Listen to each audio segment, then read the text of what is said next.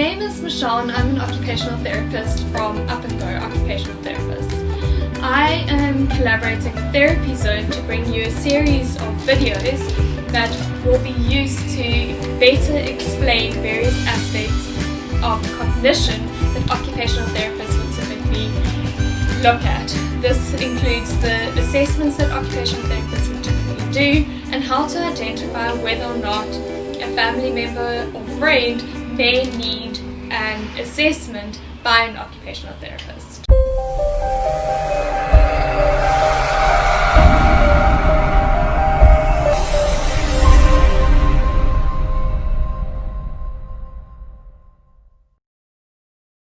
This series of videos will look at various aspects of cognition and neurocognitive disorders. So dementia is an example of a neurocognitive disorder, and dementia is an umbrella term that is typically used to describe you get vascular dementia, which is caused by blood clots in the brain and lots of mini strokes. Then you also get your Alzheimer's disease, Parkinson's disease, and other neurocognitive disorders. Then you also get traumatic brain injuries. This can be due to trauma, as well as your cerebrovascular accidents, which is your strokes. So these kinds of cognitive assessments apply to any brain injury that has happened. So it could be an acquired brain injury, or it could be one that has evolved over time due to aging and other complications with regards to aging.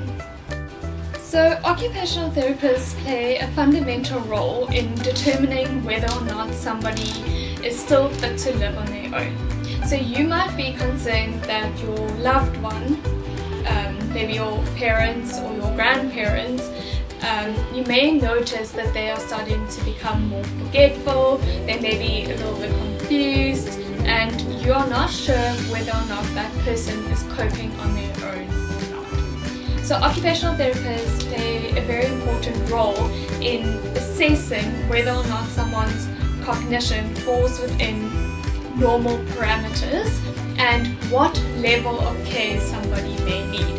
And it's often a lot easier if someone has a physical disability to determine how much care they will need. But when it's cognitive and in our minds, it's often a lot harder to be able to consider whether or not that person may need some help or whether or not they are coping at home. So occupational therapists will look at whether or not someone would possibly need a carer to assist them, whether or not they need full-time supervision, only partial supervision for certain activities, and occupational therapists play a really important role in maintaining the safety of our geriatric and population who have had strokes and that sort of thing. So occupational therapists are typically involved in assessing memory. Occupational therapists have a variety of assessments that we use to determine whether or not someone has a mild cognitive impairment or any problems with memory. You may start to notice that your family member has difficulty recalling current events, whereas they seem to retain their long-term memory. So occupational therapists are equipped to be able to determine where the memory problem is and if it is impairing on that person's function. So we would typically look at three broad categories of memory, namely long-term memory. These are past events that have happened, significant things in childhood, or the long-term memories that we retain. Those typically seem to stay the longest. We might notice that somebody has difficulty with short-term memory. This is what we refer to as your delayed recall, the sort of things that you would ask somebody to do. Won't you please do this for me? For example, posting a letter or fetching something, and maybe they will forget. or you'll ask someone to go to the supermarket and to buy a couple of items, and they might not be able to remember what you've asked them to buy. Then we also have what's called working memory.